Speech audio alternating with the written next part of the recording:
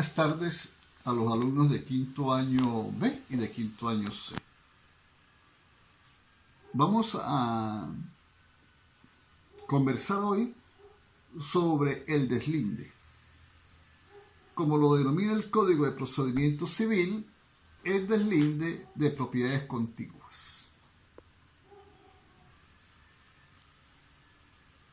En una colindancia, especialmente en el área rural, puede presentarse entre los colindantes diferencias en cuanto a los puntos por donde va el lindero que separa una y otra propiedad. Pura y simplemente porque esos alinderamientos que aparecen en los documentos generalmente son imprecisos. Ustedes leen un documento de compraventa de un predio en las afueras de Bramón, en las afueras de Rubio, por aquí, por los lados del Piñal,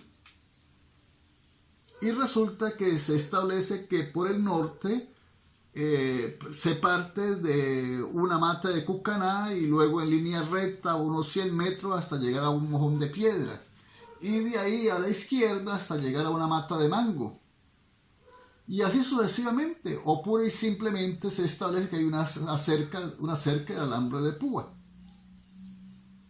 Y como ustedes comprenderán, esos árboles, pues con el paso del tiempo, desaparecen. El mojón de piedra igualmente puede desaparecer. El viento, la lluvia, de alguna manera puede modificar los linderos.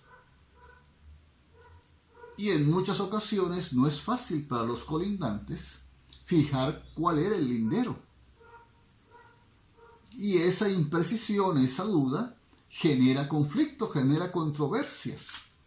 Porque resulta que la alteración en 2, 3, 4, 5 metros de lindero, en una línea de lindero que puede llegar o pudiera llegar hasta 2, 3 mil metros, implica para una de las partes, pues, una pérdida que puede resultar considerable. En las zonas urbanas hoy por hoy no es tan fácil que se presenten estos problemas, sobre todo en las zonas ya urbanizadas. Por ejemplo, en la urbanización Las Acacias, en la urbanización Santa Rosa, en el barrio Bolívar, en la urbanización Mérida, en la urbanización Las Lomas, en la urbanización La Guayana, en fin, en esas zonas, porque previamente al desarrollo habitacional se levantó un plano de topografía que fue a individualizar cada una de las parcelas. En otras palabras, se hizo un parcelamiento que fue sometido al control y aprobación de las autoridades municipales. Y es así que si usted compra en la urbanización tal que está en desarrollo la parcela número 245, esa parcela en el parcelamiento, que está no solo aprobado por la respectiva alcaldía, sino inscrito en la respectiva oficina de registro, esa parcela está allí debidamente identificada por su extensión y por sus linderos, y cada uno de esos linderos establece las medidas, y hoy por hoy contienen las respectivas coordenadas UTM que permite desde el punto de vista tecnológico determinar per secula seculorum, como pudiera hablarse en el lenguaje del patio, cuál es la parcela. Nunca se va a perder, porque esas coordenadas son universales. Entonces eso en la actualidad limita o no permite ese tipo de conflictos, porque está la documentación legal respectiva que me dice que por el lindero tal mide 6 metros y está regido por tales y cuales coordenadas. Eso no quiere decir que aún en San Cristóbal, en barrios o en zonas desarrolladas, pensemos, antes de los años 60, existen todavía algunas dudas entre los propietarios sobre hasta dónde llega el lindero. Entonces, las diferencias por lindero son propias de la convivencia entre propietarios, incluso entre poseedores, ¿no? Especialmente, como les decía, cuando esos linderos dependen de elementos como los que les mencioné: un mojón de piedra, una mata de mango, una cerca de anjeo, una cerca de alambre de púa.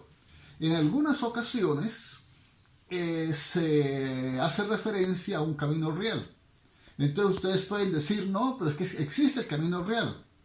Bueno, si el camino real no se usó durante 20, 25, 30, 40 años, es posible que ese camino real ya no exista y que sea bastante difícil encontrar por dónde iba el camino real, dado los efectos de la lluvia y del viento. Es posible que por el lindero tal la colindancia vaya por la quebrada X, por la quebrada La Parada. Pero también es posible que en el lapso de 30, 40, 50 años la quebrada La Parada se haya ido a un lado o hacia otro. Y eso puede, es decir, ocasionar problemas que en el caso en concreto resuelve el Código Civil. Dice el artículo 720 que el deslinde judicial se promoverá por solicitud. Nosotros en varias ocasiones hemos conversado sobre el uso de esta terminología. No se les olvide, no se les pase por alto que se trata de los procedimientos especiales. De demandas se habla para el caso de la vía ordinaria. Y para los procedimientos especiales, ustedes ya se han dado cuenta que trata de cambiarse la terminología. Sin embargo, las salas de casación civil han sido insistentes al señalar que puede emplearse sin ningún tipo de problema, que no vicia el procedimiento, el término demanda, porque al fin y al cabo hay una demanda, al fin y al cabo hay un demandante y hay un demandado, ¿no? De tal forma que puede emplearse sin mayor inconveniente. No puede decirse que se actúe en forma imprecisa. El término solicitud, el término demanda, el término demandante o el término demandado. Lo recomendable sería seguir el texto del Código de Procedimiento. El deslinde judicial se promoverá por solicitud. Pero fíjense, esa solicitud, tal cual sucede con el libro de la demanda, tiene que llenar los requisitos del artículo 340. Entonces, en la realidad, en la primacía de la realidad, lo que hay es una demanda. Pero si ustedes leen con detenimiento, a continuación se adicionan otros requisitos. Y esto es lo que de alguna manera hace diferente la solicitud en materia de deslinde a la demanda en materia ordinaria. Porque además de los requisitos del 340, tienen que indicarse los puntos por donde a juicio del solicitante va la línea divisoria, y acompañarse los títulos de propiedad del solicitante o medios probatorios tendientes a suplirlos. Vamos a ver este primer requisito adicional. E indicarse los puntos por donde a juicio del solicitante debe pasar la línea divisoria. Bueno, según los alumnos de quinto año B o de quinto año C, entonces redactamos la solicitud. Fíjense bien, redactamos la solicitud. Somos de lo más cuidadosos con el 340. E indicamos que la línea divisoria es la que señala el título de propiedad.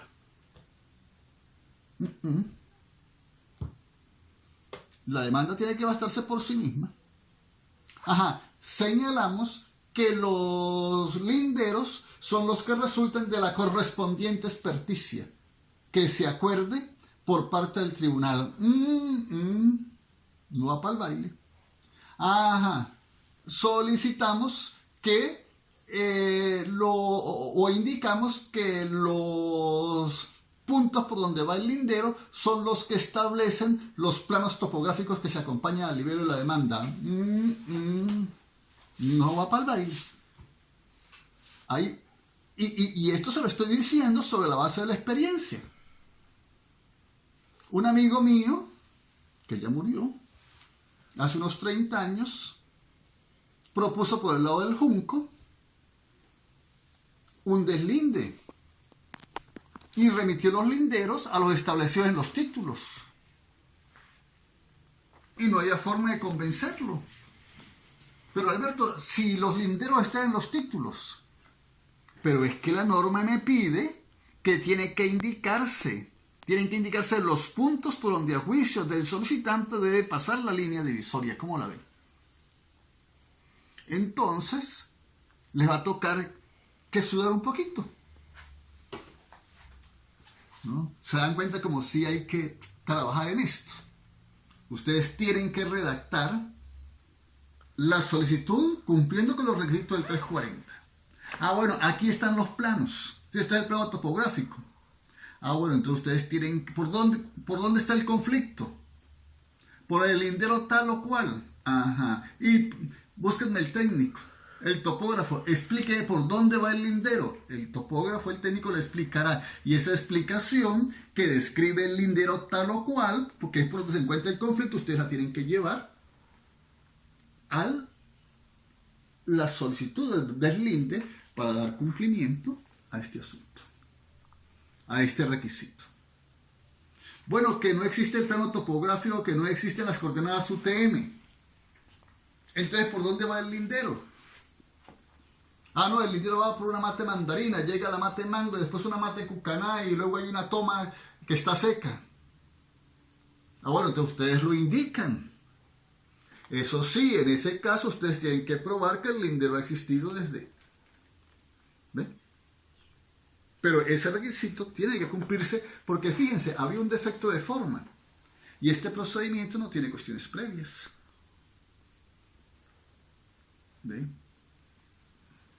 Entonces, si ustedes no indican por dónde va el lindero, ¿cómo el juez va a indicar cuál es el lindero? Va a poder determinar el lindero si usted no se lo dijo. ¿Se percatan? ¿Sí? E indicará los puntos por donde a juicio del solicitante debe pasar la línea divisoria. Claro, el documento fundamental. Usted me dice, Alberto, pero es que ya está cumplido el 340, el documento fundamental, pero es que aquí se lo describe, aquí le dice cuál es. Deberán acompañarse los títulos de propiedad del solicitante o los medios probatorios tendientes a suplirlos. Un título supletorio, por ejemplo, pudiera ser. Pudiera ser un documento de catastro. Es decir, cualquier título, sea registrado, sea auténtico o sea de carácter administrativo, que permita determinar o que permita probar que esos puntos que usted estableció en el escrito de la solicitud son los que corresponden al lindero. Cuando usted además propone o lleva el título de propiedad, usted está probando que actúa como propietario de la cosa. Podrán también acompañarse cualquier otro documento que pueda servir para el esclarecimiento de los linderos, porque el objeto del procedimiento es la fijación del lindero y la fijación definitiva del lindero, bien sea en esta vía incidental, porque esta es una vía incidental, o bien sea en la vía ordinaria, porque de haber oposición a la fijación del lindero, entonces el juzgado de municipio, que conoce originalmente el asunto, remite el expediente al tribunal competente de primera instancia. La solicitud del deslinde se presentará al tribunal, dice el Código de Distrito de Departamento, es el tribunal de municipio, en cuya jurisdicción se encuentran ubicados los terrenos cuyo deslinde se solicita. Pero si abarcaren 2 o más municipios, podrá solicitarse el deslinde ante cualquiera de los tribunales correspondientes. Pues, bueno, seguramente no hay que explicar esto mucho, pero la finca puede estar parte en Junín, parte en Córdoba, parte en Cárdenas, parte en San Cristóbal. Entonces, el solicitante puede decidir en cuál de los 2 juzgados del municipio propone la solicitud. Ahora, si la finca está solo en Cárdenas, pues tendrá que proponer la solicitud por ante el juzgado de los municipios Cárdenas, Guásimos y Andrés Bello, porque se encuentra en Cárdenas. No puede optar por San Cristóbal, porque no hay parte de la finca cita en San Cristóbal. Si parte de la finca estuviese cita en San Cristóbal, podía ir al uno o podía ir al otro. La solicitud de deslinde se presentará ante el Tribunal de Distrito o Departamento en cuya jurisdicción se encuentren ubicados los terrenos cuyo deslinde se solicita. Pero si abarcaren 2 o más distritos o municipios, podrá solicitarse el deslinde ante cualquiera de los tribunales correspondientes. Si ocurrieren peticiones simultáneas, la competencia se determinará por la prevención. Bueno, en caso de que 2 sujetos estén solicitando lo mismo. Entonces, en ese caso, el tribunal competente será el que haya prevenido primero. El tribunal, fíjense bien, el tribunal emplazará a las partes para que concurran a la operación del deslinde en el lugar, día y hora que fijará para uno de los 5 días siguientes a la última citación que se practique. Ese ya es el primer acto, digamos, de la controversia. Fíjense bien que no dice que se admite la solicitud. ¿Usted qué es lo que quiere? ¿Qué es lo que pretende con su escrito de solicitud, la fijación del lindero? Pues como tal cosa es el contenido de su pretensión, según este artículo 722, el tribunal acuerda una oportunidad dentro de los 5 días siguientes a que conste en auto la citación de la parte o de la última de las partes para trasladarse al lugar del predio donde se plantea el conflicto de linderos. El tribunal se traslada. Por eso es que el tribunal competente es el tribunal de municipio, porque el objetivo es ese. Y para poder cumplir ese objetivo, ese tribunal tiene que trasladarse al lugar. Y que más que sea el tribunal del lugar, ¿no?, el que conoce el sitio y que conoce mejor la topografía, la geografía, el que puede entonces establecer cuáles son los puntos por donde va el lindero, porque ese es el objetivo de este acto. Este acto se va a realizar en los 5 días siguientes a que consten autos la citación de la otra parte o de la última de las partes si fueren varios.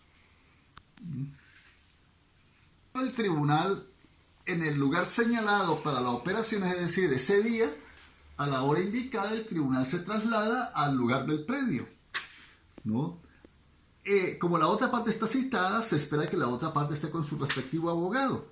Ambas partes van a hacer sus observaciones, ¿no? Y van a presentar los títulos. Ya el solicitante pues tiene sus títulos en el expediente. La otra parte, el demandado, el propietario o el poseedor del otro fondo tendrá igualmente sus títulos y los van a presentar al tribunal para fundamentar las exposiciones que hagan. El tribunal procederá inmediatamente, en vista de esas observaciones, a fijar en el terreno los puntos que determina el lindero. ¿Se dan cuenta por qué es importante establecer los puntos por donde pasa el lindero en el escrito de la solicitud? Porque frente a esas observaciones, es decir, cuando hay observaciones se infiere que no hay acuerdo, que hay controversia. Usted como solicitante hace sus observaciones, le dice al tribunal por qué está aquí y cuáles son los linderos que a su juicio son los que deslindan o delimitan su predio con el predio vecino. Y la otra parte pues hace lo mismo, ahí hay controversia, ¿no? Frente a esa controversia, el tribunal en todo caso y de manera inmediata fija el lindero por los puntos que están contenidos en el escrito de la solicitud y con asistencia de prácticos. Pero ese lindero no es definitivo. Fíjense, el lindero no es definitivo. Si el lindero así fijado no fuere aceptado por las partes, tendrá la condición de lindero provisional. Y ustedes ya podrán observar que las partes están discutiendo el lindero ante las observaciones realizadas porque no ha habido conciliación.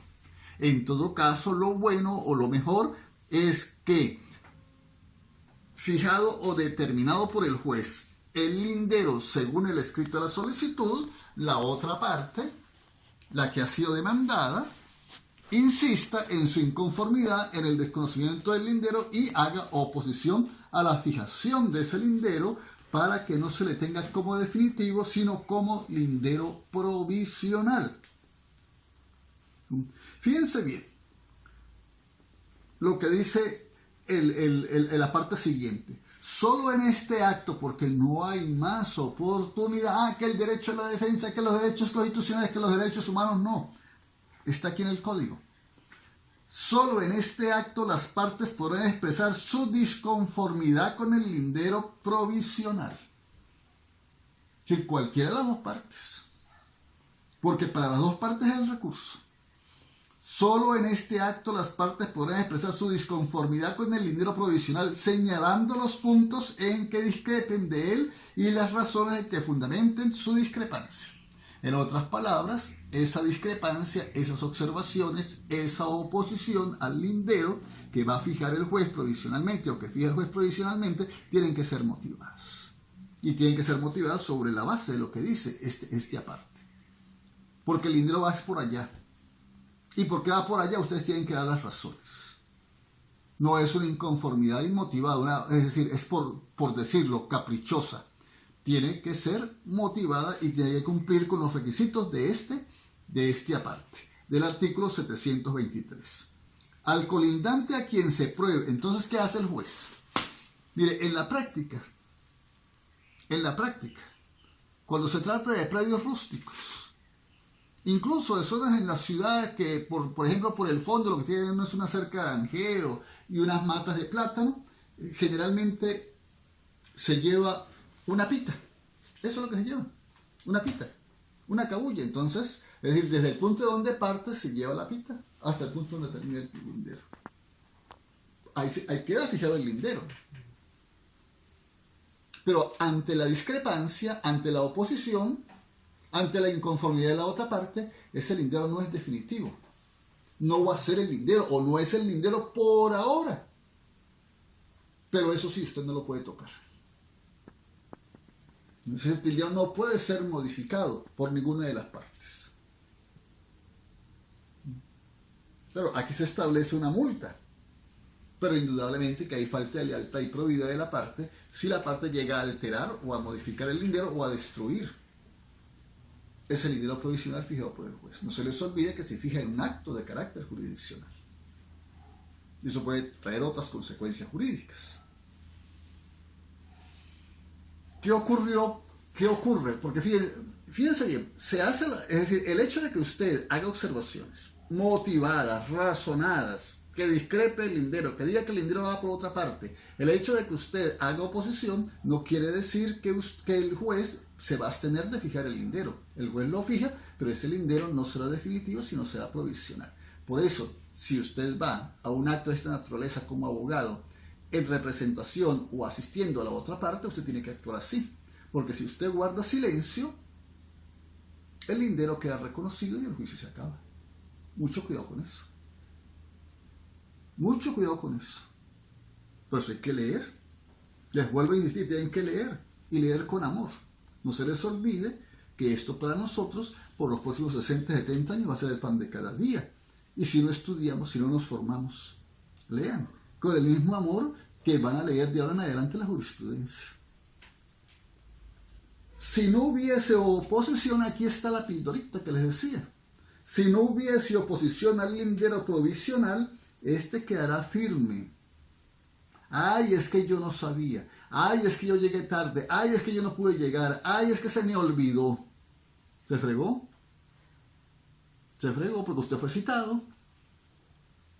Y en la notificación se le indicó día y hora para que estuviese en el sitio. Ah, ¿no fue? Incurrió en contumacia, en rebeldía. Usted tuvo la oportunidad. A usted se le respetaron sus derechos constitucionales. Usted paga de esa manera su negligencia. Ese demostrado desinterés que tuvo. Que el abogado no dijo nada, bueno, usted lo contrató. ¿Por qué no contrató un abogado con más talento? El abogado guardó silencio. El abogado tenía aquí los recursos, tenía aquí el procedimiento guardó silencio, el lindero quedó firme. Mucho cuidado, a ustedes no les va a pasar, porque precisamente estamos discutiendo este asunto de la manera más pormenorizada con que se puede. Si no hubiere oposición al lindero provisional, este quedará firme, y el tribunal así lo declarará en auto expreso. Esto es, ese auto prácticamente hace el papel de una sentencia, ¿no?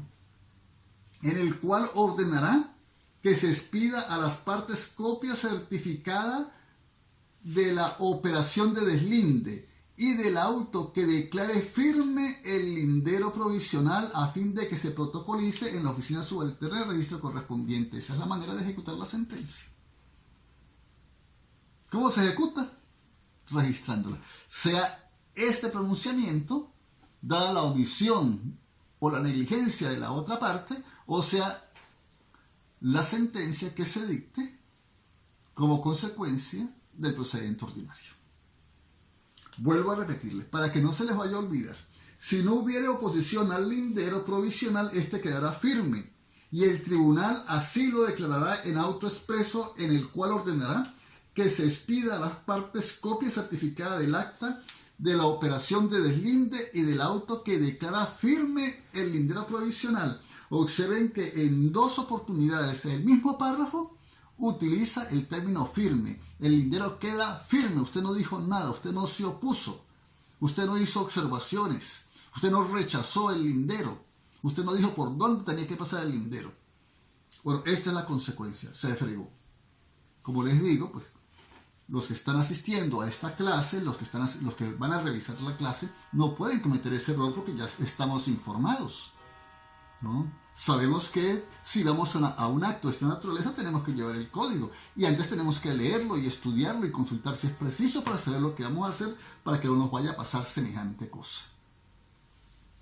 Y el juez va a emitir dos copias certificadas de ese auto, uno para la parte solicitante y otro para la parte demandada. Prácticamente es una sentencia porque tiene que establecerse una motivación, tiene que cumplirse con los requisitos del 243 y ese auto, esa sentencia es la que va a ser registrada en la oficina o en las oficinas correspondientes según sea el caso, y constituye esa inserción la ejecución de la sentencia de conformidad, creo que con el artículo 531 del Código de Procedimiento Civil.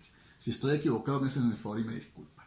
Pero esa es la forma de ejecutar esa sentencia, porque la sentencia se convierte, o ese fallo judicial se convierte en una sentencia mero declarativa que tiene esa forma de ejecución. No se les olvide que las mero declarativas se rigen por vía del artículo 16 del Código de Procedimiento Civil. Ajá. Usted armó la grande, se opuso al lindero, objetó el lindero, discutió el lindero e indicó por dónde debe pasar, que no por la vía o por los puntos indicados por la parte en el escrito de la solicitud, sino que los puntos eran aquellos. Fíjense lo que sucede. La fijación del lindero provisional, que es consecuencia de esa conducta que asume la otra parte, es inapelable.